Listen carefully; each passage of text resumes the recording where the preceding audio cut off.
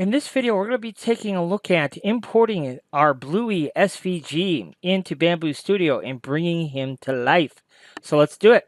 Let's go ahead and hit File and Import. And we'll find Bluey 222. There we go. Now, if you're just kind of jumping into this video and didn't see how we created the artwork previously, I will link to part 1 in the video description below so you can check out how we first came across Bluey.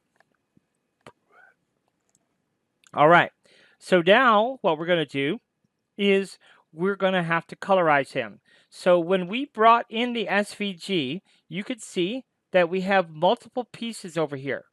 You see all these pieces here? So we have multiple pieces within the Bluey 222 assembly. Now, by default, when we bring in an SVG file, it automatically becomes in 10 millimeters thick. We are actually going to make Bluey 8 millimeters thick in the end, but we'll worry about that more towards the end. Right now, what we need to do is we need to colorize Bluey.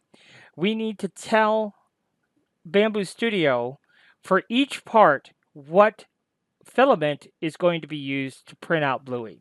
So we have a generic PLA already present in the project. So we're going to hit plus filament, plus filament, plus filament. And you can see here, we do need a light blue. We do need a white. And you can see it has this kind of grayish, tannish color. So actually, this is all ready to go because that's the 4 colors that we actually need. So what we're going to do is click right here on the first shape within the assembly, and you can see it appears to be a solid shape outline of Bluey. So we're going to leave that blue. And what is the next shape then? The next shape is some text. So let's go ahead and make it the tannish color. Or we could do white. Let's just do white. I think white might look good for our text too. And then we'll move on. What's our next piece? Our next piece, it's a little bit difficult to tell. Let's try to move it and see what it is. So we got to hover right over that arrow. So he's solid. Okay, so he's solid. So what about that first one? What about that first one? Was it solid too? Oh, no, it's not. The first one's not solid because, see, it has the text. So the first one's not solid, but that's okay. It is going to be blue, but let's rename this, okay? So let's call it outline with text. This is going to become very important that so this is the actual text. Okay, and we could even be more specific, backside text. I'm going to show you all this in a second. And then this next shape then really was the solid outline. So there's the next one. And what's the next one? The next one, okay, so this is the cut out outline. So remember in the first video, if you watch the first video, we took all of our parts and we cut the green outline.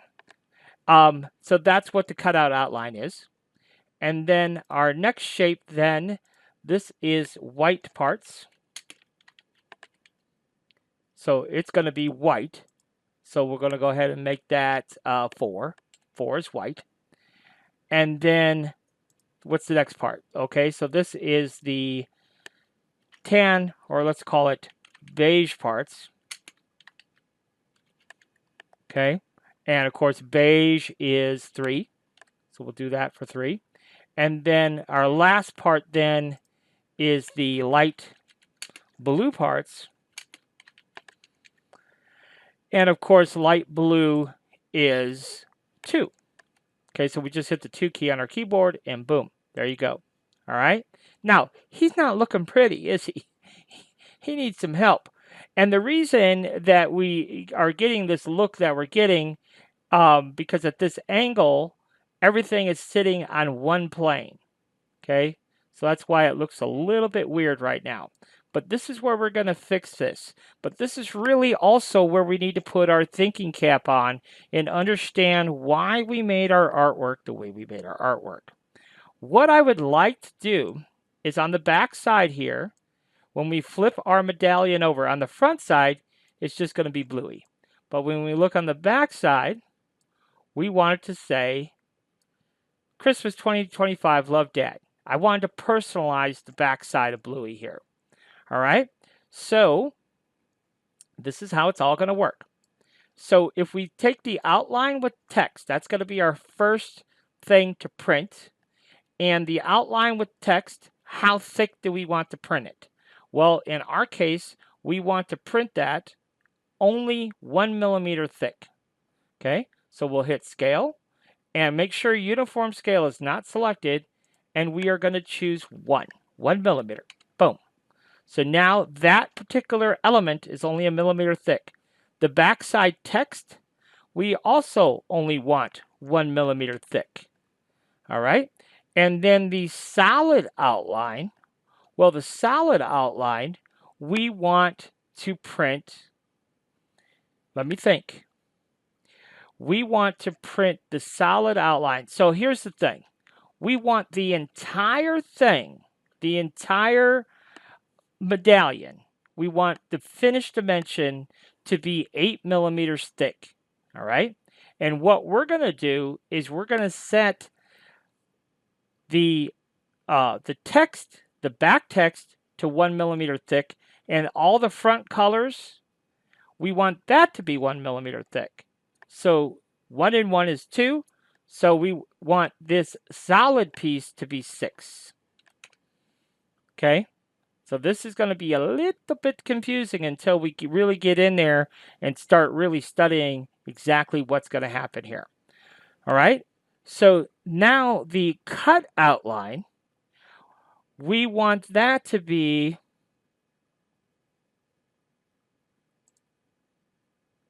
1 millimeter thick, I think. The white parts, the beige parts, and the light blue parts, we want all that to be 1 millimeter thick as well. Okay. So now it kind of looks like it did when we began. And this is the part that's going to be a little bit confusing, but I think we can make this all work. So here's what we're going to do. We're going to take the cut outline, the white parts, the beige parts, the light blue parts, all of that was set to 1 millimeter thick.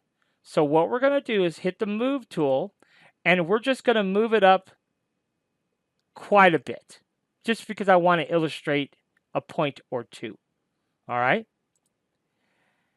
I am going to add one more filament color just to help us visualize this a little bit. And I'm hoping this will do that, and then we'll put it back. We'll put it back. But let's just add another color here, just so we have another color. Because what I want to do is this outline with text, I want to be 5, so we can see this a little bit better. Okay. So there's my outline with text, and then my solid outline, I want to move it up to. Okay, I'm going to just move it up to the extreme. Okay, so now you can see we have some floating layers. But here's what I really want to hit home for you. The white text and this back here, and we could even send it to the printer this way too. In fact, we might, I don't know, we might actually just do that. I don't know. We'll get into that here in a second, how we're actually going to do this. But here's what I want to point out. This piece, you could see, if we go into scale here, okay, I see. It's like, what's happening here? So this piece, when we go into scale, I just have this magenta piece selected. You can see it's only a millimeter thick. And this piece, the backside text, is only a millimeter thick.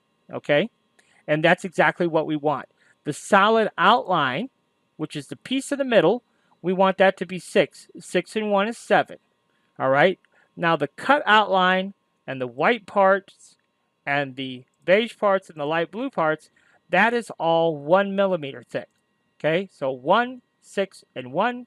So that's how we come up with our 8 millimeter thickness. All right. Now here's the part that's a little tiny bit tricky. And what we need to do is we need to set this blue directly on top of magenta. And that's the part that's a little bit tricky. All right. So, but we need the top of the magenta plane. We need the bottom of the blue to sit right on top. So how do we do this? Well, what we have to do is select that magenta piece. If we come in here to the model and click, it's going to want to click everything within the assembly. But if we come over here and just click this, then we would just get that one piece. Or if we remember to alt-click just this one piece, then we can just select the one item within the assembly if we choose alt-click. All right? So what we need to do is we need to find out where the Z is on this piece. So if we click on Move and we switch over to World Coordinates, you're going to see Z is at 0.5, okay? And the reason Z is at 0.5 is because it's the midpoint of the bottommost piece that is sitting on the plate. So the bottommost piece is 1 millimeter, so that's why it's showing a 0.5 millimeter, all right? So to get to the top of the magenta, we would have to add a 0.5 millimeter, right? Because that would be 1. Now, so we have to add a 0.5. Now the blue is 6. Half of 6 is 3. Plus the 0.5 that we have to add to get on top of magenta. So we know to get to the bottom of blue, what do we have to do?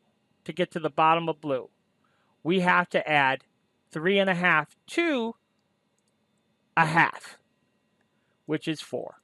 Okay? So that's what we have to do.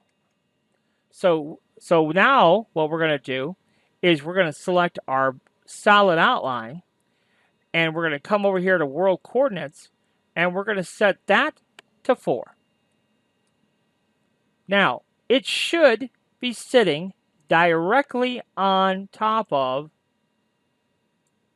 the magenta. Now, it appears that, in fact, that's what it's doing. It may be doing that. It may not be doing that. But we're going to find out here in a moment when we go into our slicer and really take a look. But now what we have to do is we have to move the cut outline, the white parts, the beige parts, and the light blue parts. And this is where things get a little bit hairy because of the arithmetic involved. So to get to the center of the Tootsie Roll, which in this case is our solid blue, we know that we had to, let's just go back here and look, just so we can re-illustrate the point. Our world coordinates, we set blue to 4. But that is only getting us to the middle of blue. So we need to add 3, which is 7, and half of these bits, because they're only 1, 7.5. So the center of Z for this plane has to be at 7.5 in theory. So let's see. So we're going to do our cut outline, our white parts, our beige parts, our light blue parts, and we're going to set the world coordinates to 7.5. And notice it didn't really do that. And this is the part that is a little bit upsetting because we moved it up, and it's like it's going to retain the, I don't know how to explain it. But see how it says it's 0? That makes no sense to me. And if we go to object coordinates, makes no sense. Okay? So we'll go back to world coordinates and let's just move it right to where we think it should be. Or what we could do, let's try this. Let's try just moving one at a time, see if that makes any difference. That could make a difference. Yes, that does make a difference. So instead of moving them all at once, we're going to set that at 7.5, one by one. So we're just going to do that. Go back to world, 7.5. That's what I calculated anyhow. So we're going to find out here in a second if that was right. 7.5. You don't even want to know how many hours I spent trying to understand how Z worked. It took a while for me to really grasp. Uh, and I still question myself if I even know what I'm doing. Now, visually, yes. Visually, everything looks good. Looks good. Now, what's interesting about the way the slicer, what I find interesting, the way the slicer works, is even though we kind of have like layers, right? Because the colors are the same and they're inside of an assembly, it basically treats the blue as one complete block. So that I think is kind of interesting. So we won't see, in other words, where the bottom is 1, the middle is 6, and the top is 1, we're not going to see any differentiation when it actually goes to print. Now, we do need to take the outline with text and make it 1. Okay, we do need to do that. We probably are going to have to move our purge tower because it's really, really close to the edge, the edge, the edge. All right.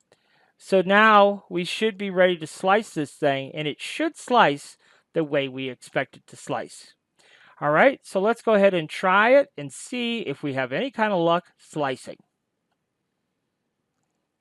So if there's issues, it's going to let us know. And this is the thing that I think is really important to look at, and that is the number of filament changes. And you can see here that there was no issues with the slice because otherwise we'd have all kinds of warning messages. So all of our Z heights all did line up, match up the way we expected it to. And you can see over here on the right-hand side, we are at 8 millimeters. Okay, so it's a total of 40 layers. And because we are doing 0.2 of a millimeter per layer. All right. So that's why there's 40 layers. And you can see how long this is going to take. This is going to take 2 hours and 17 minutes. And this is really, really good amount of time. And for an 8 millimeter thick medallion and only 21 color changes. And the reason that there's only 21 color changes is because the 2 layers that have color on them are only a millimeter thick, right? So you can see all of our colors on top are just 1 millimeter, and look at the back. How fun is that going to be, right?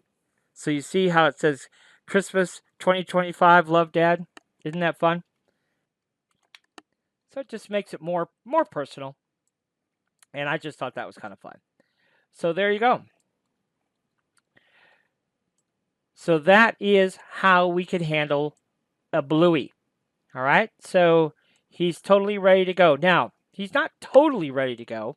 If you want a little extra credit, we do need a way to hang Bluey. And so that's kind of a problem. So we do have to hang Bluey out to dry here. So I will show you how we can add the little piece to his ear to be actually able to dangle him from the hype chain. That's going to be our next step. But I'm going to save that for part 3 of our video just to show you, break it out a little bit to show you how we're going to do that. Thanks for watching.